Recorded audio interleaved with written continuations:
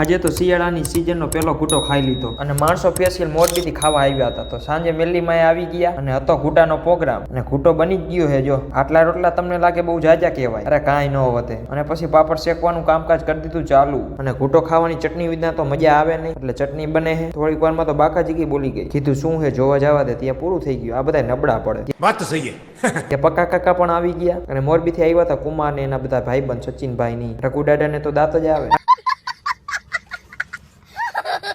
Finally complete થઈ ગયો ઘૂંટો. નવી આવી ગઈ, સોરી ભાગી આવી ગયો. બોલાઈ જાય, શું કરવું હવે આમાં. પછી બધા બેસી ગયા જમવા. કોને કોને ભાવે કમેન્ટ કરી દેજો. પછી બધા કે અમે આવી જાવ. મેં નો ઘટે કાંઈ. મોરબીના માણસોને કીધું રેડી આલે ને, પણ બીજી જાજા ધરી કઈ નવરાત નથી. મિલ્યો તો અહીંયા નવરો નથી, કામ બહુ જાજા રહીએ ને પાછા. રઘોડાને તો શરમ જ આવે, એમ કઈ નથી દેતો કે મારા લગ્નમાં બધા આવજો. પણ અત્યારથી તો હરખામાં मैं नहीं बताऊंगा. जोर जोर से बोल के लोगों को स्कीमें बता दे. પછી ગુરુ આવ્યા હતા ને ગુરુ વચ્ચે અને બે બાજુ એના ચેલાઓ. તો મળીએ પાછા નવા બ્લોગમાં.